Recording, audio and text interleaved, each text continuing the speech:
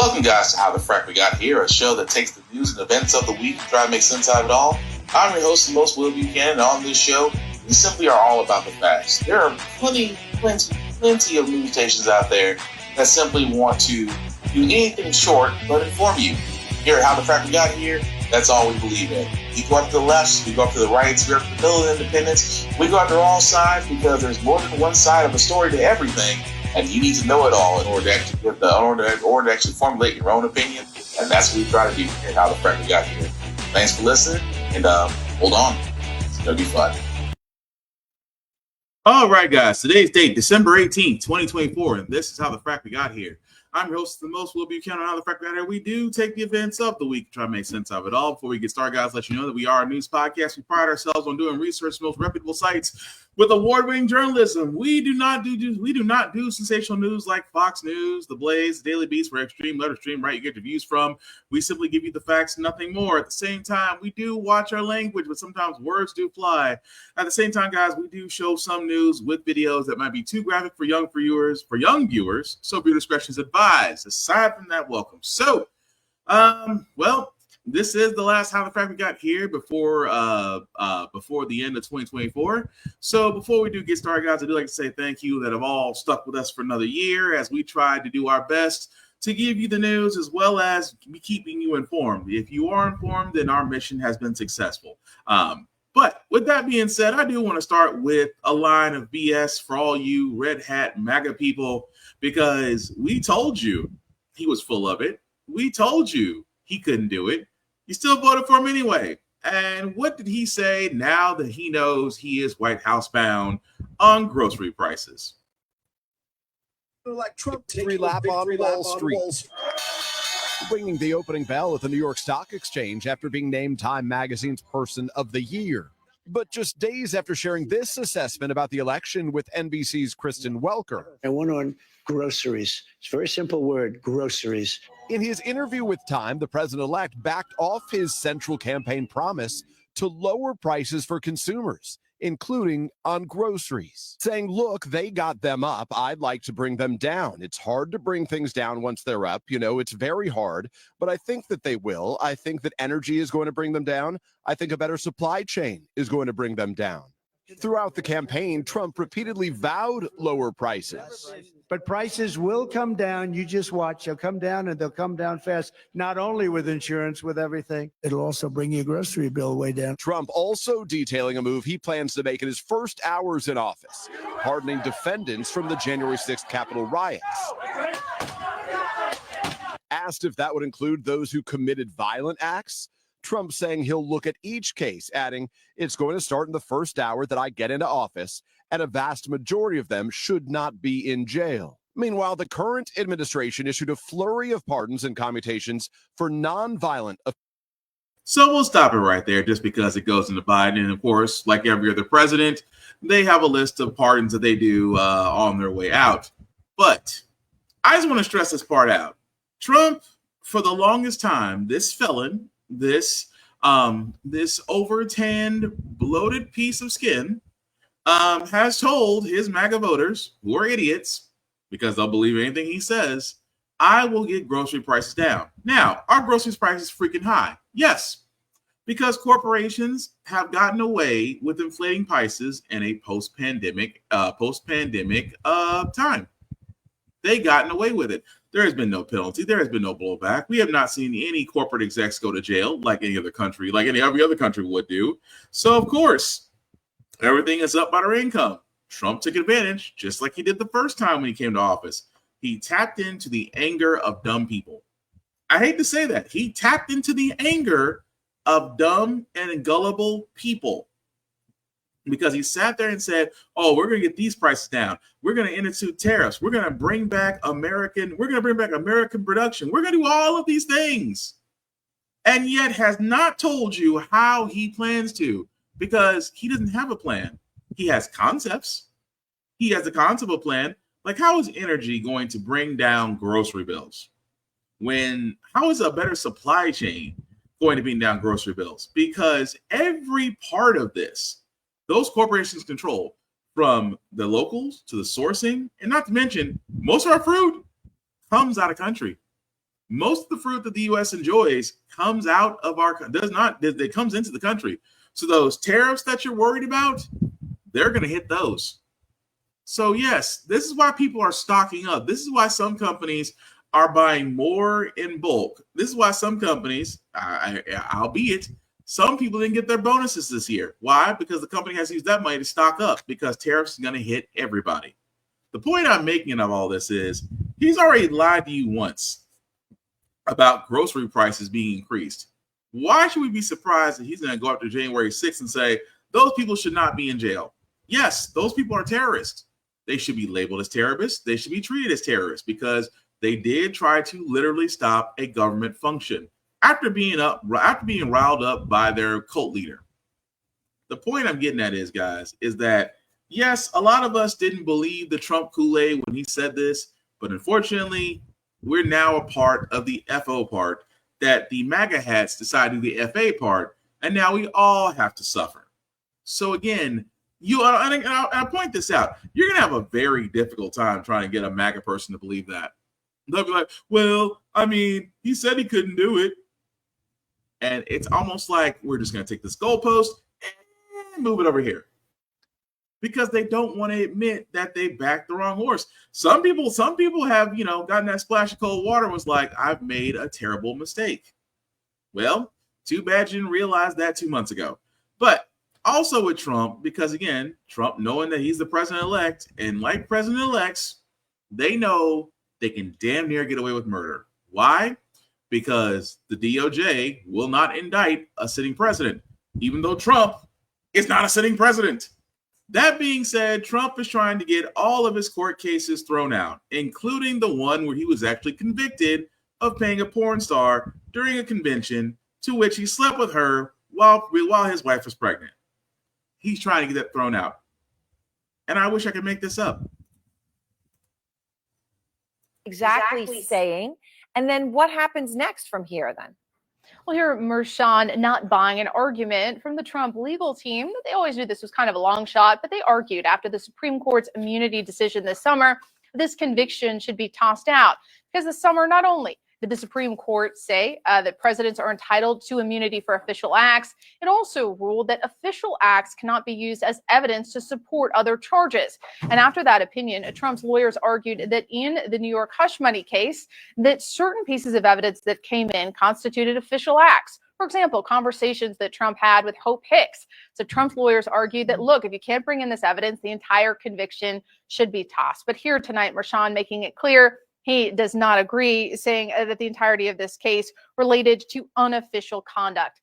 Now, my sources tell me that they will appeal this. They weren't sure that this was going to go their way, but they told me they're going to continue to appeal this decision. But Aaron, there's another avenue that they're pursuing to try to get this case dismissed. That is a formal motion to dismiss, arguing that as president-elect, Trump should not be facing any state-level proceedings. And that is a question that Judge Juan Mershon did not answer tonight.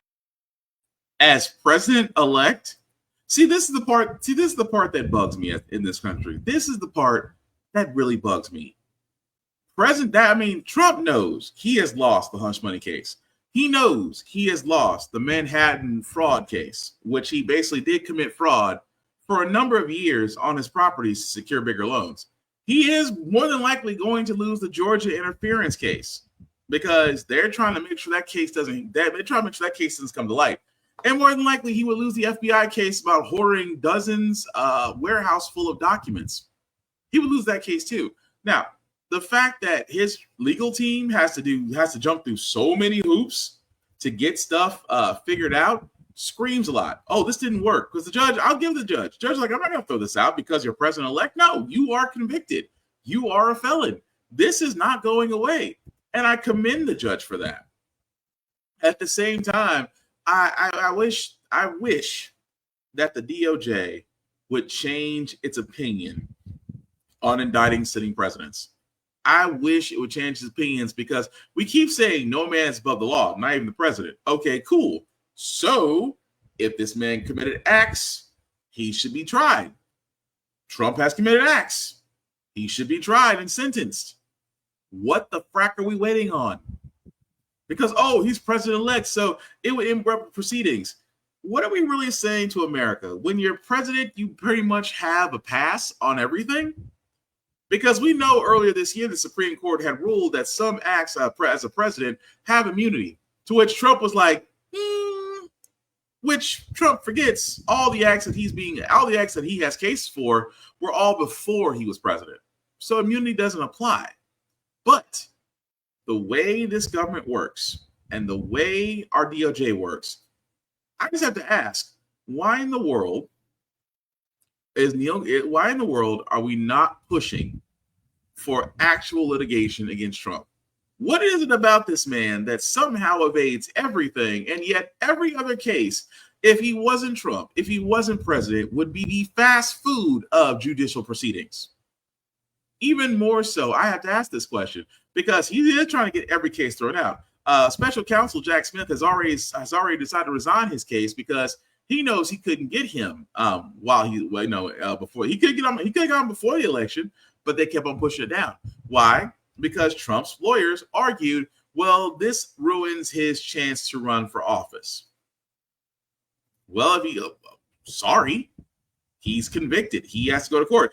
If I was in a court case in the same fashion, I can't sit there and say, oh, but I've got to work and this will ruin compromise my way to do my job. Is the judge going to sit there and say, oh, well, we can't have that. Go to work. We'll just have to work around your schedule. Shh. That judge will sit there and say, F your job unless you want to stay out of jail. So again, why is Trump different? And all I can sit there and say is the system that is in place with our government, and this is not a tinfoil conspiracy statement. The system that is designed, that is currently working right now, protects Trump in the same sense it's protecting the CEO that was unalived. Same system.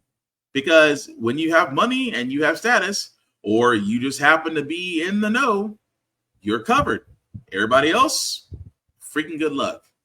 But also another thing that's been thrown out, Matt Gaetz, was about to be Attorney General. Thank God that didn't happen. The ethics report, the report that the House Ethics Committee wants to put out, has voted to release it. Here's my question before I play this. Why is this not going to the Department of Justice? NBC News Capitol Hill correspondent Ryan Nobles joins us now with more. Ryan, so when could this report actually be released to the public? And what are your sources saying about the committee's decision to make it public? Because a lot of people thought this would not happen. Yeah, I was among them, to be honest with you, Alice. And this came as quite a shock that the House Ethics Committee decided to reverse course and vote to release the report. We think it could come out as soon as the House gets set to leave for the holiday break. So it could happen as soon as tomorrow, maybe Friday, the weekend at the latest. And we do know that there was quite a bit of deliberation between Republicans and Democrats on this panel. They were weighing whether or not it was appropriate for the committee to release the report, despite the fact that Gaetz was no longer a member of Congress and they didn't officially have jurisdiction over him as a private citizen. But it was something that the committee pointed to as there is some precedent to this. They have released reports like this before, but already members of Congress are concerned about the precedent that this could potentially set, and that there could be many reports just like this that could be released in the future, perhaps as a result of a political vendetta. Allison and Kate. And Ryan, Gaetz posted a lengthy statement on social media responding to this news today. What did he say?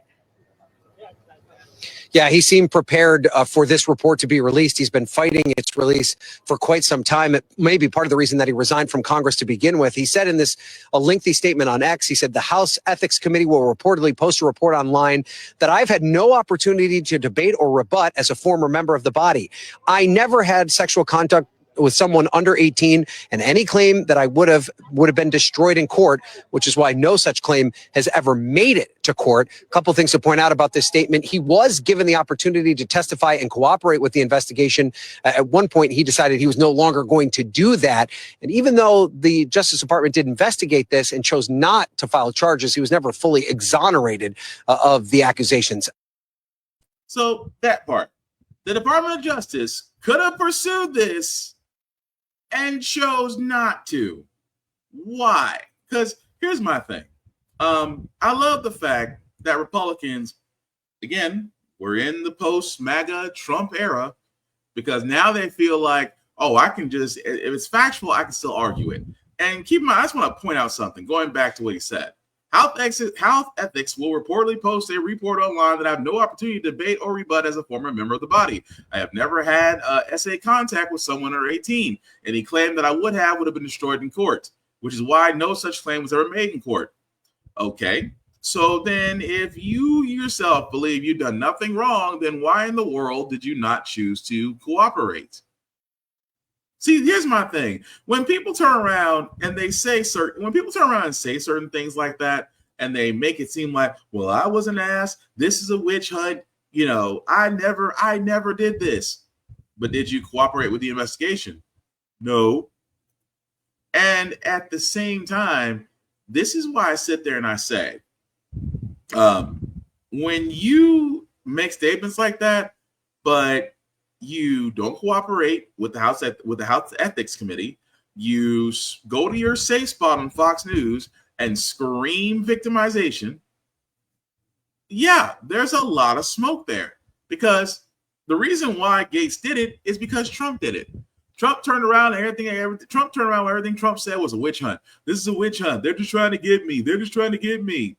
At the same time, did he go running? Where did he go running to state his case? Fox News.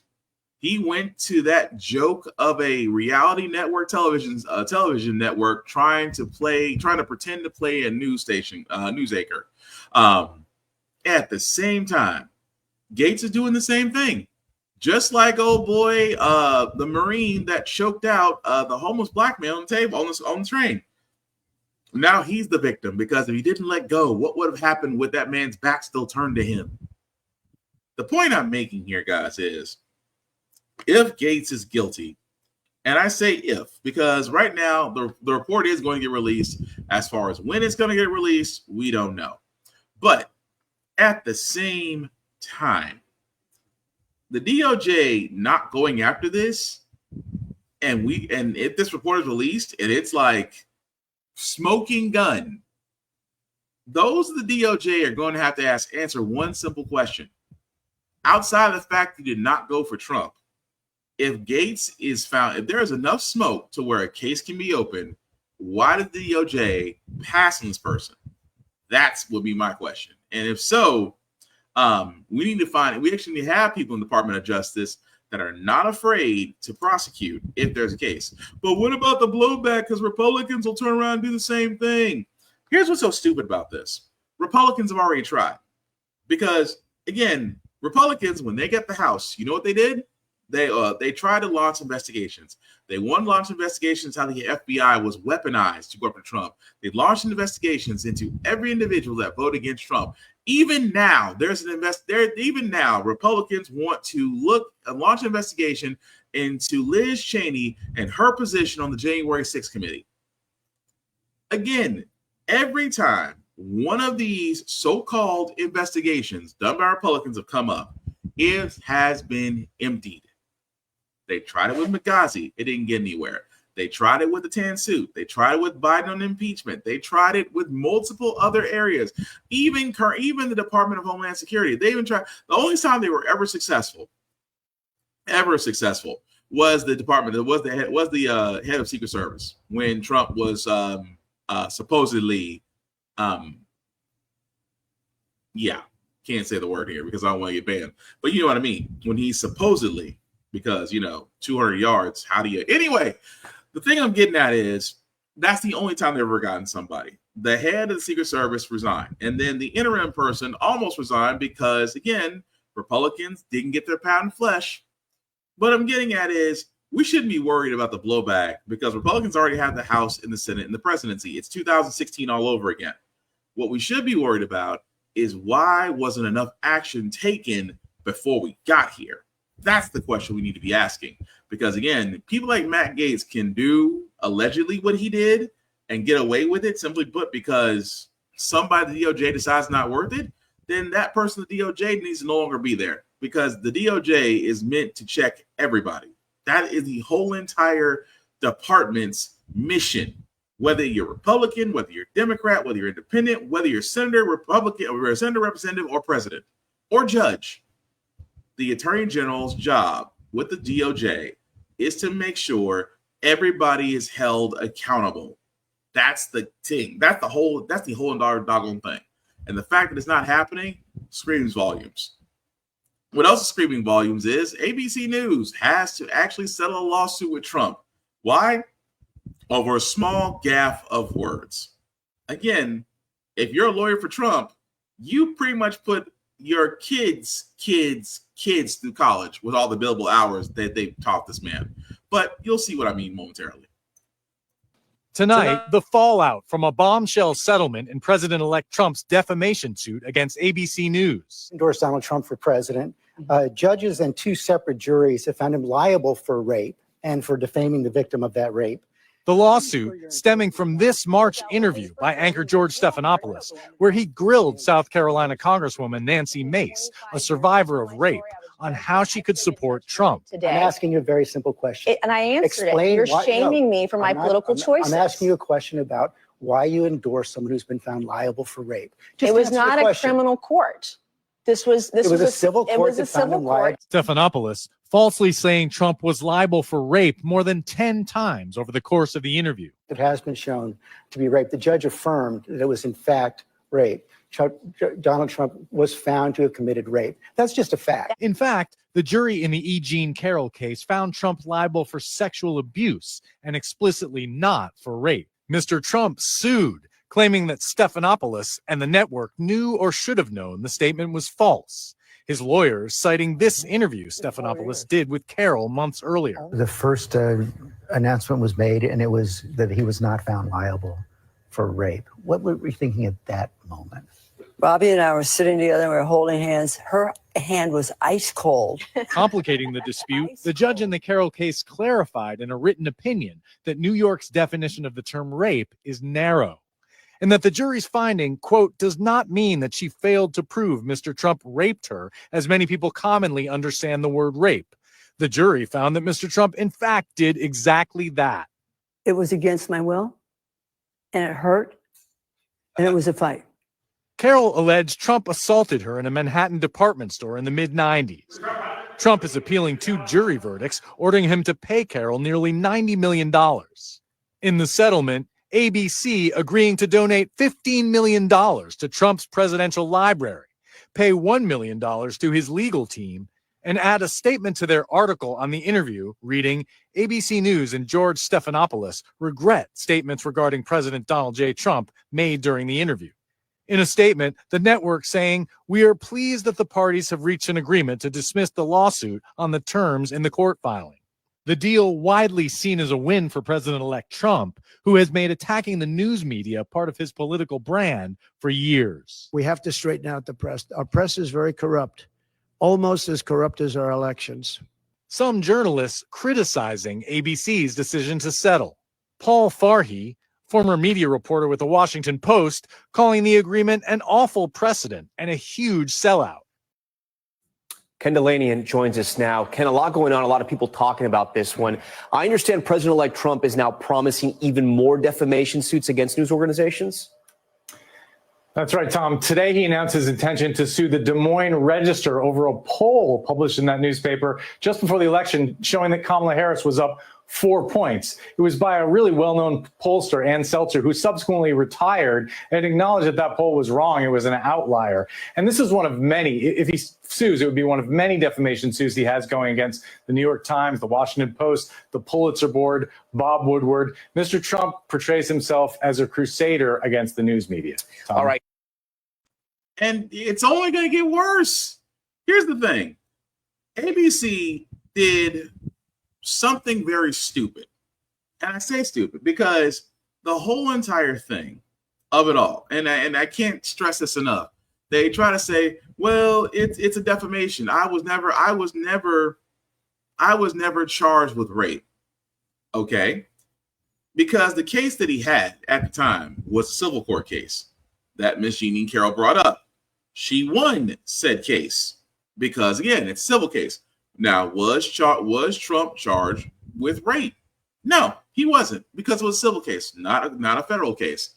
That being said, it could have been argued that you lost the case because Miss Carroll and her attorneys were able to convince a jury that you were found liable in a civil case for sexually abusing her.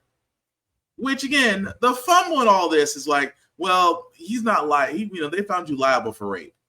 And of course, this is the part where Trump likes to attack people. Oh, well, this defamation. That's defamation. How's it defamation? It's defamation because wording. And now what's going to happen? Because ABC could have sat there and said, well, we'll do a retraction, but F your lawsuit.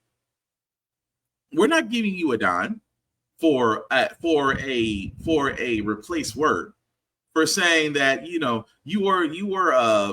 were literally liable for rape, when literally you were found liable for sexually abusing in a civil case. Words happen. At the same time, a retraction would have been more than enough to sit there and say, well, he was found liable for sexually abusing Jean Carroll. That's what he was found guilty of. That's the reason why there's a $90 judgment in her favor against him. And that should have been the end of it. See, here's the problem. And I say this is the reason why podcasts like mine are going to be vital, because these networks are going to cave. I hate to say it. ABC, which I never thought, ABC News, which I thought was weird, caved in. I expected CNN to roll over, but ABC News, NBC News, CBS News, what's to keep these guys? Because this is the thing. Because now journalists have to be more careful about their words, obviously. But now it becomes a point to where Trump has pretty much given the roadmap. If I don't like what you say, I can go after you. Or if you're not correct, and it's just the irony of this is to where he wants to fact check the media and do so with litigation, yet nobody does the same thing to him. He doesn't want the same thing done to him. It's the reason why he only had one debate. He only had two debates, if you're being honest. One debate with Biden, one debate with Harris. So technically, after the debate with Harris, he was like, "No, I don't want to talk no more. I don't, because a smart, educated black woman wiped the floor with my ass. I don't want to talk. I don't want to talk on debates anymore. No, I'm good." And what is amazing about this is that even in his latest interview with MSNBC, with the Meet the Press, that was just about a week ago, he wasn't fact checked. I kept saying the entire time with these politicians, fact check them on site, hold them accountable. There is nothing wrong with that, because that's how you get the truth out of them. You can't let them spin it. You can't let them BS it. You can't let them walk down the question. Answer it truthfully and fact check it. Then we'll see what type of candidates we're dealing with. Trump hated that format because he does poorly when he doesn't have an audience. He does poorly when you have to hold his feet to the fire. He does poorly when you actually have to make him do the work instead of playing to the crowd like every other con man does. But now, again, ABC, you really kind of messed it up for every other news publication out there that now has to be very careful what they say, because Trump, because he gets paid, because he still fleeces his flock, he will have money. The RNC will back him up again because Trump is broke. At the same freaking time, words are going to be so exact to the point to where, they just to be careful. And all ABC had to do was print a retraction and say, we meant this, but F your lawsuit. That freaking simple. Really freaking simple. But we're going to switch off for a second from Trump because I got to get on the Democrats before the end of the year is over. I have to get on Biden and the Democrats. Mainly put, because, again, it could be argued that Biden should have probably dropped out a long time ago if he knew he wasn't running. Giving Madam Vice President Harris a little less than 108 days to run a campaign, to where Trump has had a full 4 years and then some to say that he's coming back. And Harris did what she could. Madam Vice President did what she could. And it can be argued that Biden should have dropped out a long time ago, but he knew he wasn't running. Granted. But here's also what the problem with Democrats. The problem with the Democrats is it's like the older generation doesn't know when to step aside. And I'm talking the moderates, the moderate Democrats. And you've heard me say this podcast before. Republican light Democrats, because they do just enough to be conservative, but barely under the bar to be considered Democrats. Pelosi's one, Schumer's one, even Biden. Biden is a modern Dem, and I can't stand it because they've really had, during their time, they had the House. You had a reconciliation in the Senate.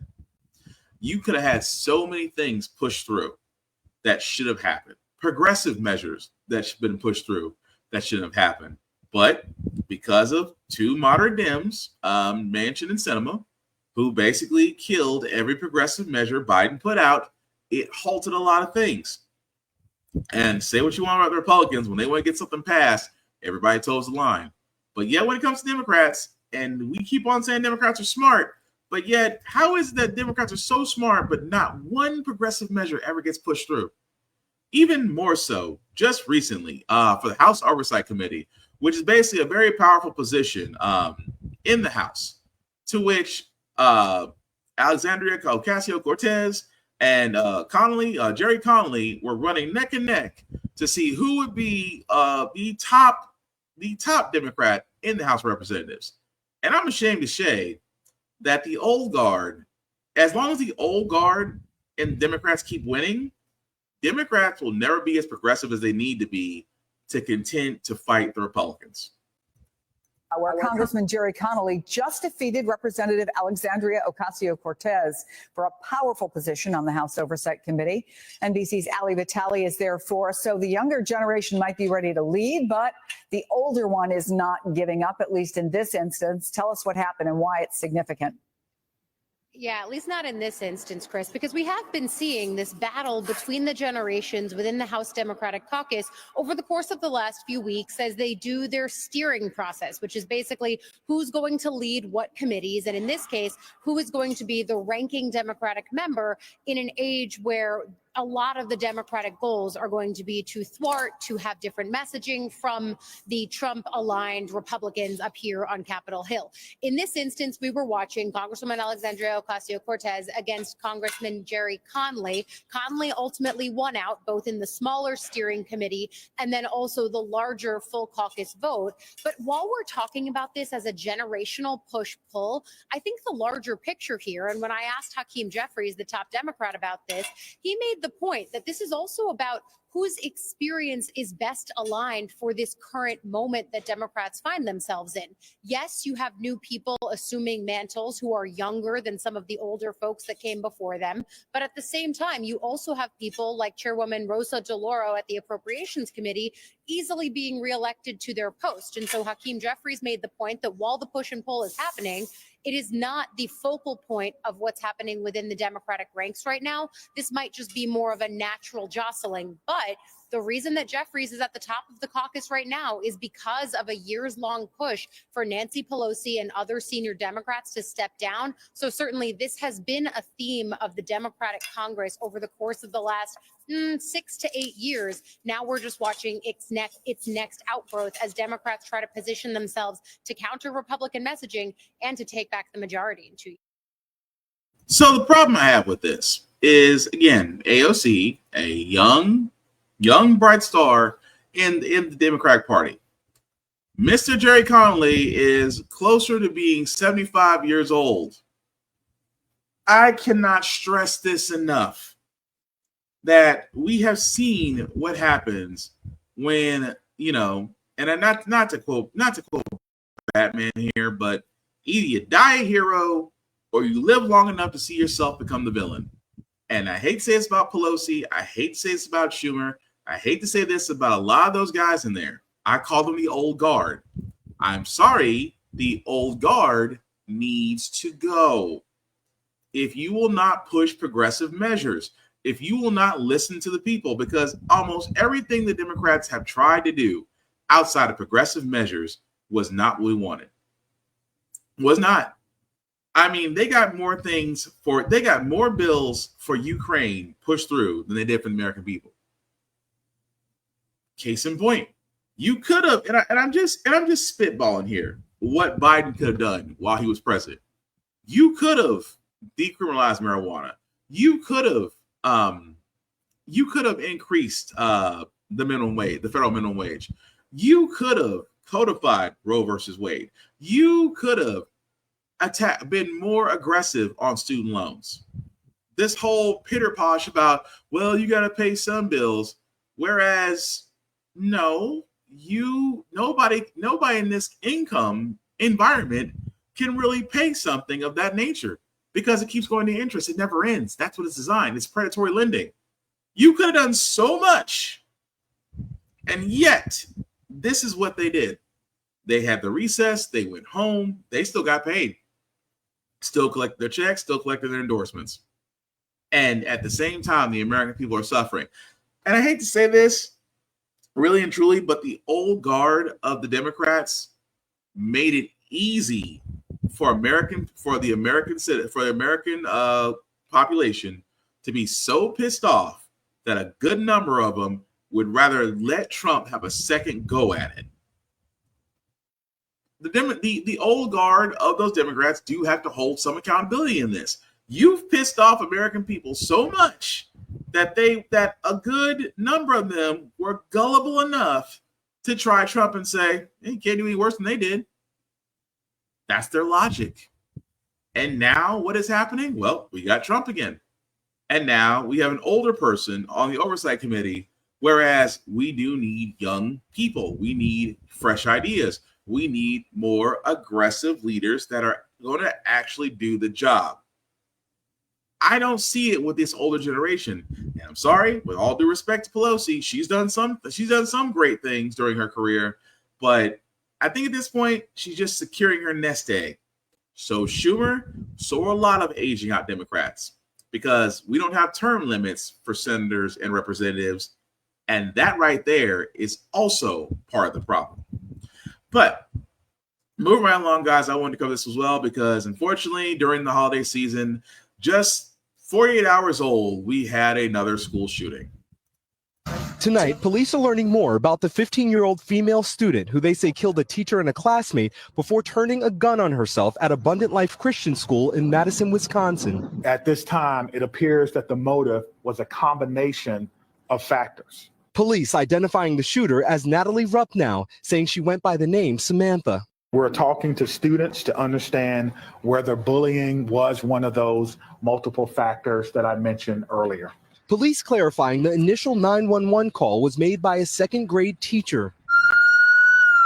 2 students are still battling life-threatening injuries. Law enforcement spending the night sifting through the home of the shooter's parents. Everyone was targeted in this incident, and everyone was put in equal danger. Investigators looking into how the 15-year-old accessed the handgun used in Monday's shooting, spending hours interviewing her father, and looking into her social media footprint, with detectives scrambling to verify a document circulating online purported to be from the shooter. The process for doing that is looking at original documents that may have been taken from the suspect's home, looking at information that may be on laptops. The community left reeling.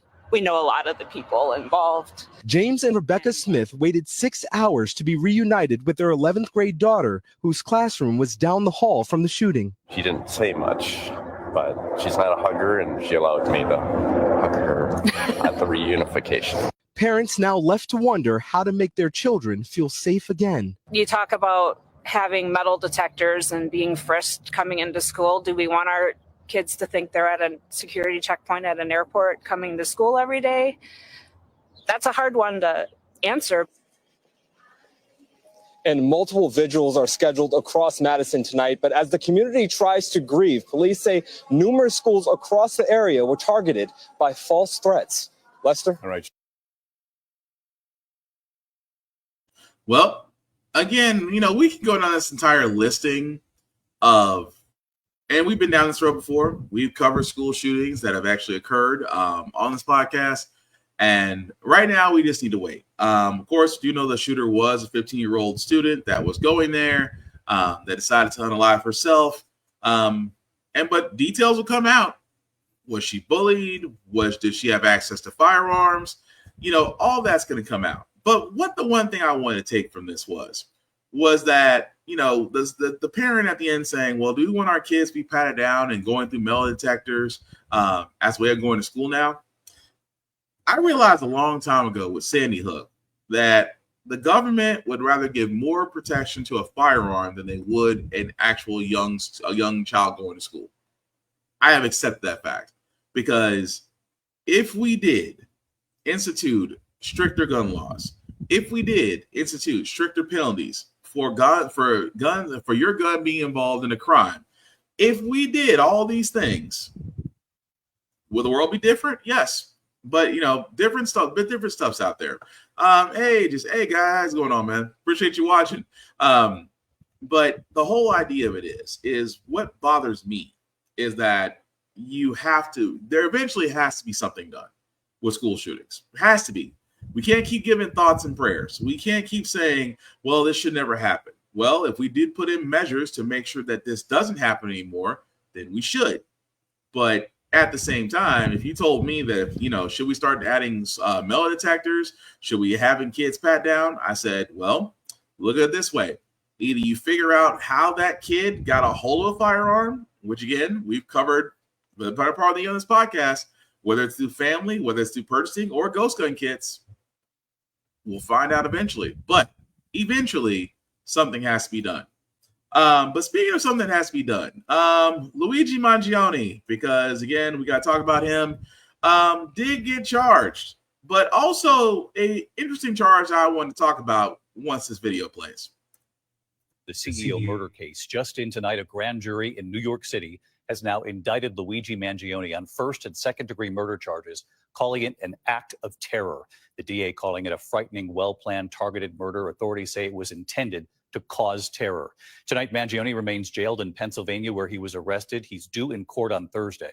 His newly hired lawyer now says she expects he will agree to waive extradition and return to New York to face these charges. That could happen in days. We're also learning tonight about the phone call from authorities to Mangione's mother, just days after these surveillance images were first seen by the country. Authorities today saying that mother did not rule out her son. ABC senior investigative correspondent Aaron Katersky leading us off right here in New York. Tonight, nearly 2 weeks after the chief executive of United Healthcare was gunned down outside a Manhattan hotel and left to die on the sidewalk, a grand jury indicted Luigi Mangione, charging him with killing Brian Thompson in furtherance of terrorism. In the middle of Midtown, the beginning of a busy day, tourists, commuters, business people, the intent was to sow terror. The 26-year-old Ivy League graduate is now charged with first and second degree murder for the high-profile hit. This was a frightening, well-planned, targeted murder that was intended to cause shock and attention and intimidation. For the first time today, the NYPD detailed how detectives first spoke to Mangione's mother 3 days after the shooting. She had reported him missing in November to police in San Francisco. As soon as they saw the wanted poster, they called New York. When investigators reached Mangione's mother, she did not rule out her son could be the killer. They had a conversation where she didn't indicate that it was her son in the photograph, but she said it might be something that she could see him doing. Even Mangione's new lawyer conceded before she was hired the evidence was overwhelming. She also floated a possible insanity defense. You have someone who is a valedictorian of his class. He was brilliant his whole life. He comes from this great family. I mean, something changed, right? Significantly, something changed. Now, with an indictment secured, New York's police commissioner said no one should lionize the suspect. In the nearly 2 weeks since Mr. Thompson's killing, we have seen a shocking and appalling celebration of cold-blooded murder. Let me say this plainly. There is no heroism in what Mangione did. This was a senseless act of violence. It was a cold and calculated crime that stole a life and put New Yorkers at risk. Mangione's jailed in Pennsylvania tonight. David, his attorney tells us she expects he will waive extradition Thursday. He'd be brought here to court for arraignment on this sparingly used murder charge reserved for the most depraved killings. David? Aaron Katersky. So what's crazy about this is I love how, and again, let me stress this very heavily on the show. We do not condone acts of violence in any form, fact, or situation. Luigi Mangione did go after United Healthcare CEO Brian Thompson. He did unalive him. But what amazes me so is that only the media is shocked by the outpouring of how the public is taking this. Well, we shouldn't be celebrating cold-blooded murder. Okay. I want to say this. If we're not supposed to be celebrating cold-blooded murder, why is Jordan Neely at the Army-Navy game getting a standing ovation? Because here's the thing. Luigi Mangione shot and unalived a CEO who literally was trying to ensure that his healthcare company, United Healthcare, instituted an AI program that automatically denied 35% of its claims. 35% of United Healthcare claims that they did not have to pay out, which netted them over $8 billion in profits in the last 8 years as this man was CEO. So that means for every claim that was put out there, a life was probably lost. A life was lost from surgery. A life was lost by not getting the surgery they needed, the medication they needed, the help they needed, whatever it may have been. Whatever it may have been to actually get them what they need, more than likely they were denied. And sometimes in those cases, well, ends in a person losing their life. But, they celebrate the profits. Jordan Neely is the guy that just last week was exonerated, acquitted of his crime, acquitted of murder and manslaughter for choking out a homeless man out of fear that the homeless man was quote unquote threatening a subway group full of people. He choked that man out. And instead of everybody saying, well, Jordan Neely is a murderer, no, they're calling him a hero. They're giving him fanfares. He's going on Fox News talking about, I feared for my life as I had my back to him, as he had his back to me. He was just recently at the Army-Navy game with Vice President-elect Donald Trump Jr. That's the best way I can call him, because he really is Donald Trump Jr. at this point. But he was called a hero. Whereas Luigi Mangione, a man who plotted his way to taking out a CEO, now being dabbed as his action being dabbed as an act of terror, he's seen as a villain. And Jordan Neely is seen as a hero. Both are the same thing. So it is amazing to me how we sit there and say, we congratulate one, condemn the other. It's the same freaking act. The same act. Is it because Jordan Neely choked out a homeless black man that makes him a hero? Or the fact that Luigi Mangione killed a person who was affluent? And we know what happens when affluent people get unalived. The cops do their job a wee bit faster because they have other bosses to answer to. So this is the point I'm getting at here. The point I'm getting at here is that whether or not how you feel about a CEO being taken out, it did wake up a lot of people. It woke up a lot of people. It's like, why are these CEOs getting to do all this stuff and get away with it? It started to get people thinking. And then what happened? Drones are everywhere. Drones are out there. Where are these 4 lights in the air above my yard? It's almost like, quick, they're thinking, throw a distraction. And that's what they did. And so what are we at now? We're right back to where we started. Oh, well, in the words of Chris Rock on Saturday Night Live, he said, I feel for him and his family, but hey, drug dealers get shot every day. I mean, he's not wrong. But at the same time, I talk about the two actions. 2 actions are the same. They both took lives. One is praised for it. One is condemned for it. For the same action. Miss me with the whole, we should be appalled by this, because you're giving one the keys to the kingdom on one side and you're condemning one to the electric chair on the other side for the very same action. That's all I'm saying. But moving right along, guys, I wanted to cover this as well because junk fees, we know, we love them, we hate them. And again, the Congress tried to do something about them. Not sure if it was enough. When you book a hotel or buy tickets to an online event or an event online, the FTC is finalizing a rule on so-called junk fees. Elizabeth Schulze is in Washington with the details first on GMA this morning. Good morning, Elizabeth. Hey, good morning, Michael. We know how frustrating it is when you're trying to book a hotel or concert tickets. You see a great rate when you first go to the website. Then by the time you go to check out, there are tons of added on costs like resort fees or convenience fees. Well, now this morning, the Federal Trade Commission is finalizing a rule that'll get rid of those junk fees by requiring that live event tickets, hotels, and vacation rentals list all pricing up front. The total price also has to be displayed more prominently than any other costs. In an exclusive interview, FTC Chair Lena Khan tells GMA that this means you know exactly what you are paying from the start.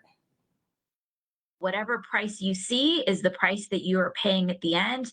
No more mystery surprise fees at the very end of the process, which really cheat consumers and also punish honest businesses.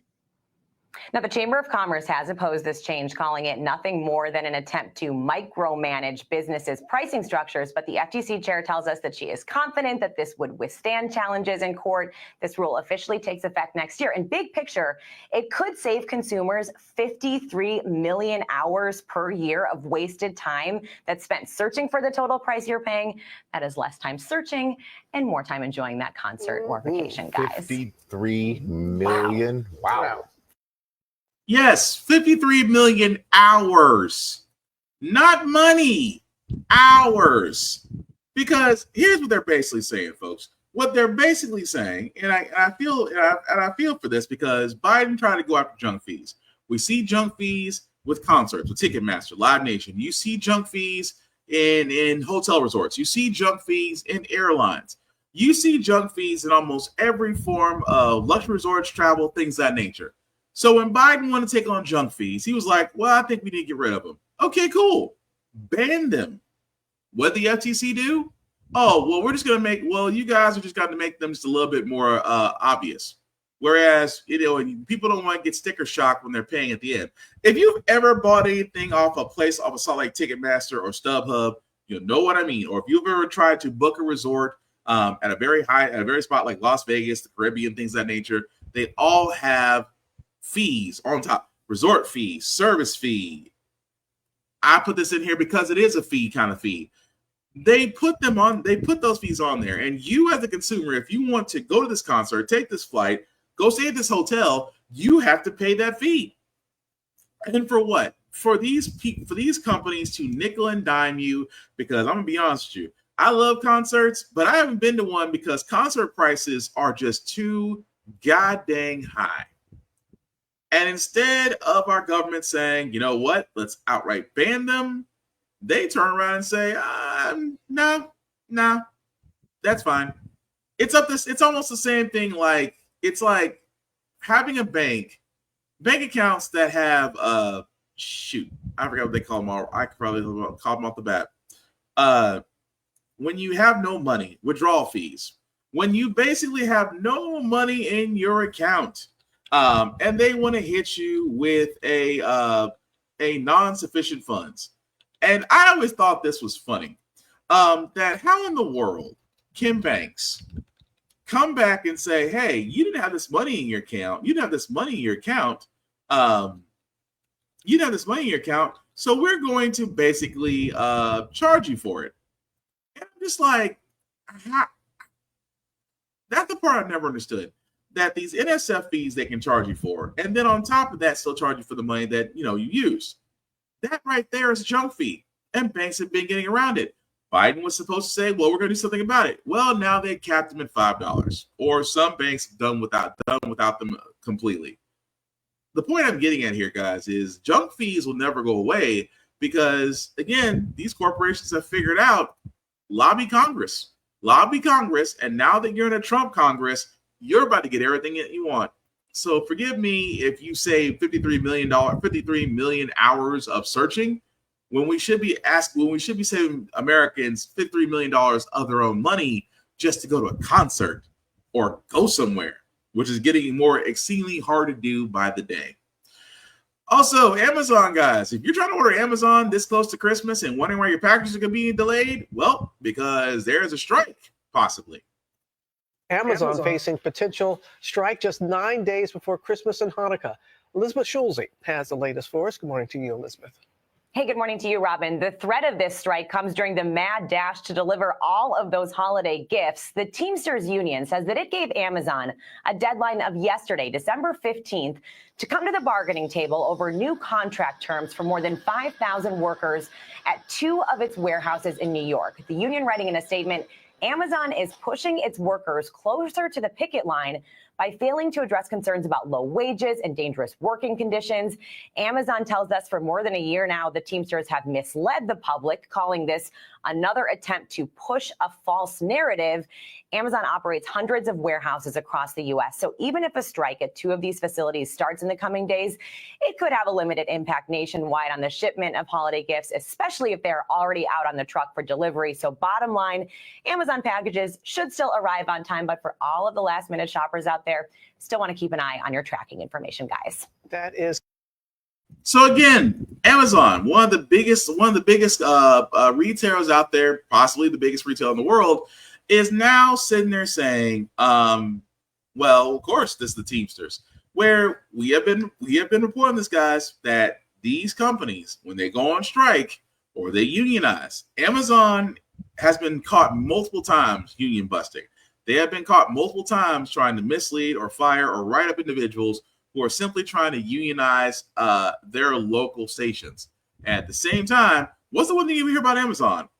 Terrible conditions, terrible pay, unsafe environment. If you've ever worked at Amazon or ever worked in an Amazon factory or ever been an Amazon driver, there is some BS. I can tell you that off the bat because they follow an algorithm. An algorithm tells them, hey, this should be able to be done by a human, even though it's a computer telling them that it can be done. And at the same time, these workers have quotas that sometimes can be missed.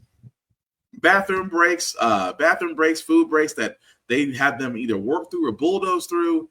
But it's amazing Amazon is saying, well, this is just a sham. This isn't really happening. And yet anybody that's ever worked at Amazon says otherwise. So we will see if the strike happens.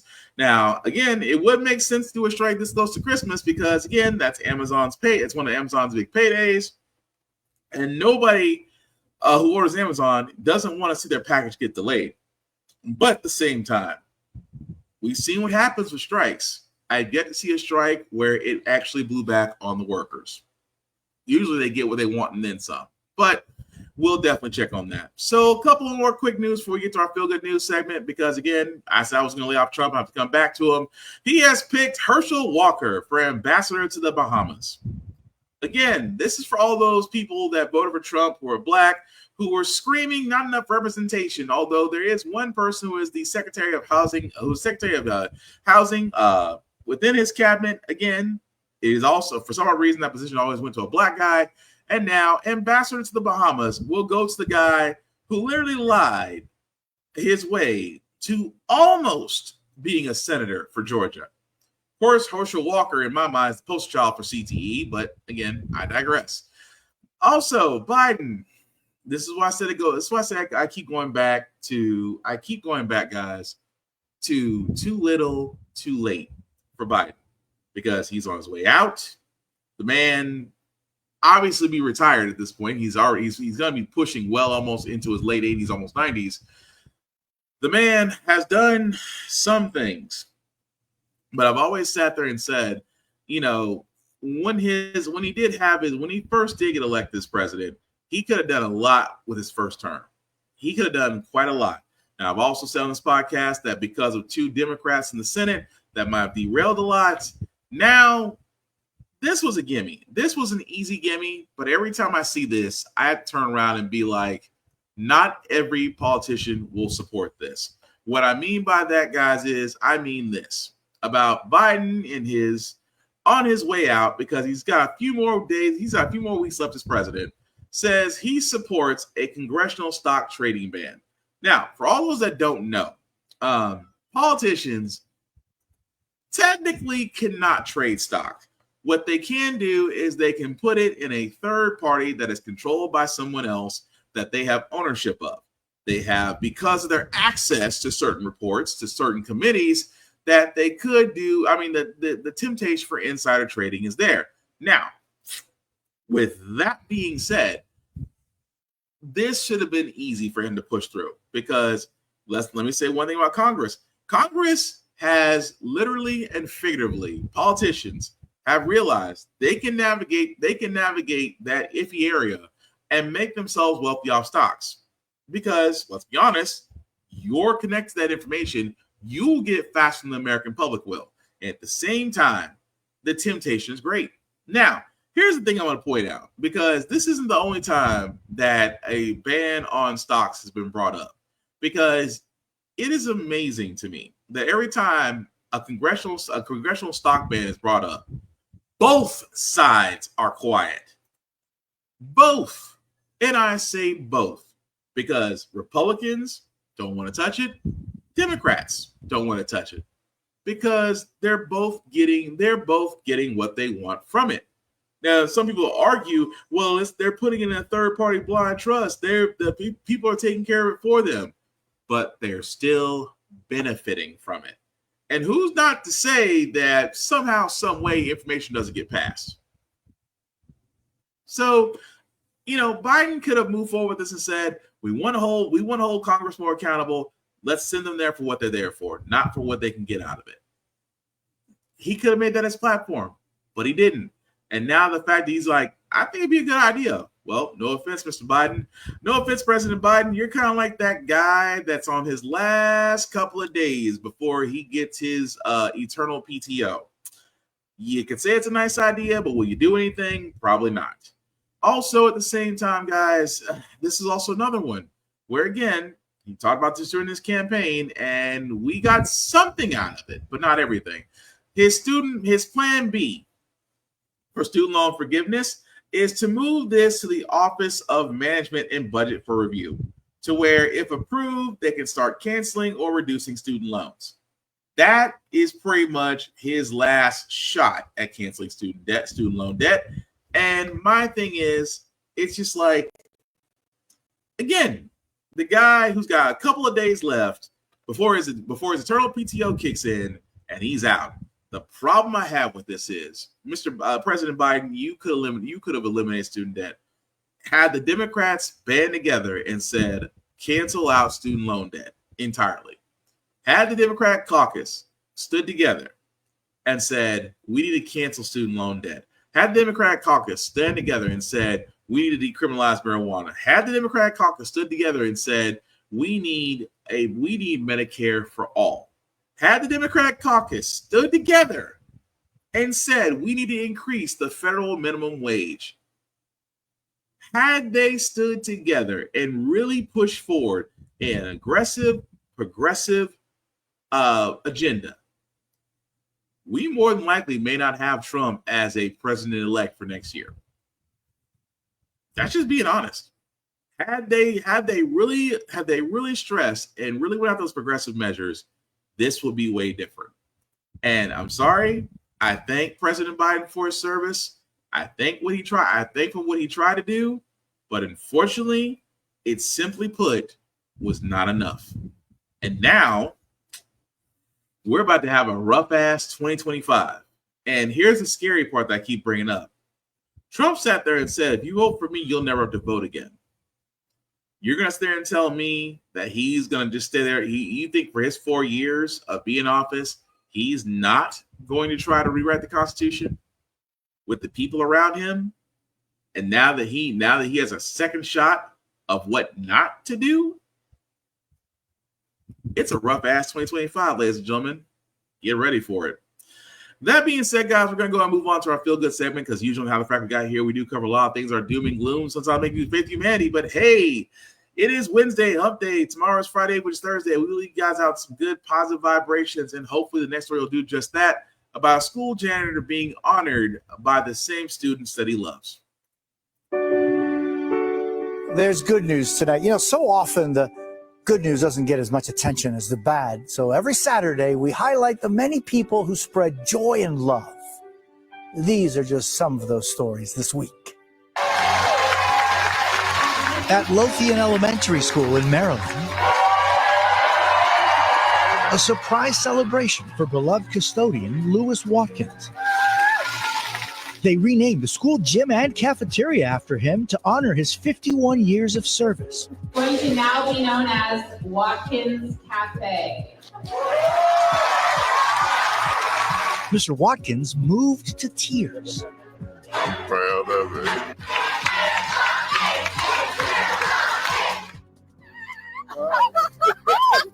In Texas, it wasn't Santa, but another legend spreading joy.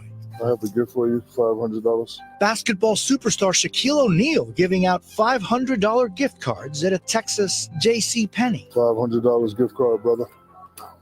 Merry Christmas. Shocking shoppers Laura and Wendell Garrett. But that money, the Garretts are paying it forward, giving every cent to a favorite charity helping those in need. It didn't even dawn on us to buy anything for ourselves. We're just going to bless others. There's people close around you that are struggling, that need just a little bit of help, that would make the world of difference to them. And this was an early holiday blessing one family will never forget. Loved ones surprising 10-year-old Colston Delp by decorating the family's Las Vegas area home for Christmas. The big tree. Colston's Little League team there to support him too as he battles cancer. For Mom Samantha and firefighter Dad Chasen, that show of support means the world. So what was it like when you arrived and there is so much love? Colston was just bawling. You could see all the people standing there caroling and neighbors and friends. The community just pulled together. Chase, a lot of things that are difficult are made less difficult when you have family and friends behind you. Yeah, absolutely. What does that mean to each one of you? It means everything. We definitely couldn't do this alone. This is Christmas magic. This is what Christmas is meant to be. Happy New Year. And again, that ran a little long, but I don't care. All those stories were great. Just random acts of kindness, man. That's usually what it takes. But that's going to do it for this show, guys. Thank you all for liking, for watching, for letting people know this is live. I certainly appreciate that. It is our last show for 2024. We will be back after New Year to see exactly what happened and get ready for the felon to be back in office. Yeah, I know we had a feel-good moment. I just immediately brought that down. But anyway, before the dark times happen, guys, I will say this before I get to the shameless plugging. It is the holidays, whether you celebrate it or not, whether you celebrate Hanukkah, Kwanzaa, Christmas, whatever you celebrate or don't, do me a favor, check on your people, check on your folks, because some people may be having a rough time this year. You know, lost loved ones, life changes, because life had hands and life didn't miss on anybody. But if you can, check on your people, say hi, hello, say a text, pull up on them, just see how they're doing, because you'll be surprised. Just a kind action can really turn around a person's day. So again, guys, do that. The world could use more of it. Now, shameless plugging. Check out BlurStation.com. I keep talking about this place all the time, guys, because this is one of the tables to where it is our content, our viewership, and most importantly, our dollars should be going to. Tubi is great. Tubi is also well worth over $100 million. Tubi is owned by the same guy that owns Fox, all because of our viewership.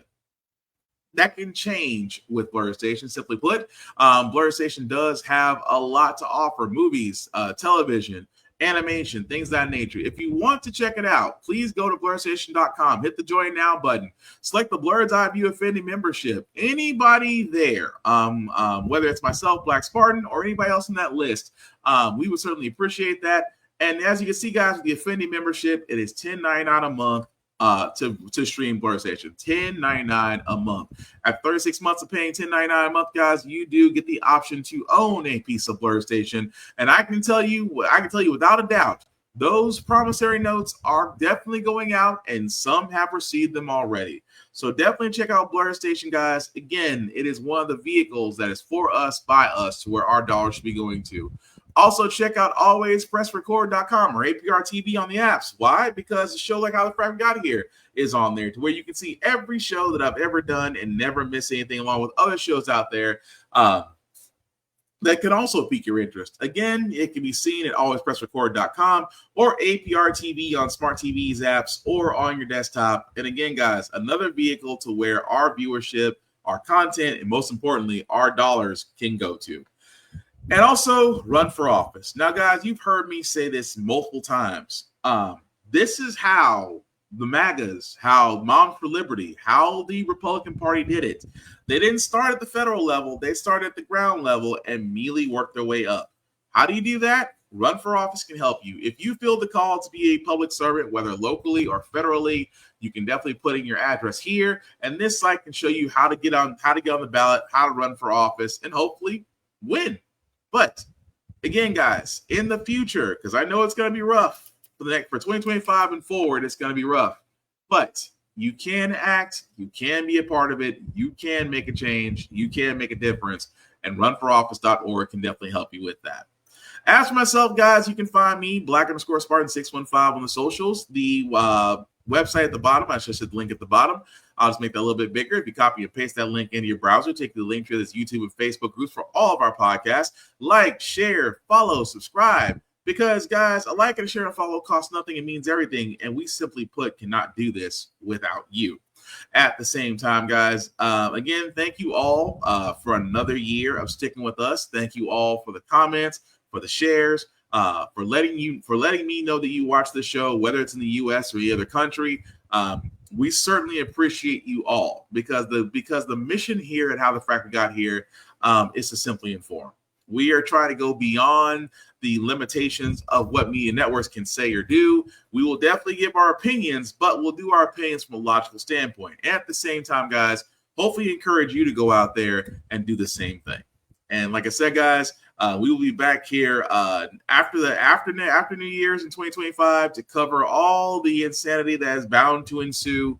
But again, guys, if you can, spend some time with your loved ones, get your mind right, relax, try to enjoy this holiday season, be kind, be nice to people, because the world can use more of that. The last thing I'll say about How the Frack Got Here, guys, it's all about staying informed. We are not trying to reinvent the wheel. We are simply giving you all the information to allow you to make up your own mind, but we do provide a logical perspective that goes along with it. We do better as society once we're informed. We're progressive. We move forward. We try to right the wrongs of our past. We're making decisions now that we should have done back then, like electing our first Black woman to the Supreme Court, which, again, congratulations to Johnny Brown Jackson, her Broadway play. Electing our first Black woman to the third board of governors. And maybe one day, it may have not been this year, unfortunately, but maybe one day we'll be able to say we've elected our first Black woman as Madam President. When we don't learn from history, we are doomed to repeat it. That's what we keep asking ourselves. Why does everything go up at our paycheck? Why are we electing different politicians to stay the same old game in Congress? And most importantly, how the Frack we got here. Thank you all for watching, guys. Please take care of yourselves and each other, and we will get through this. Peace.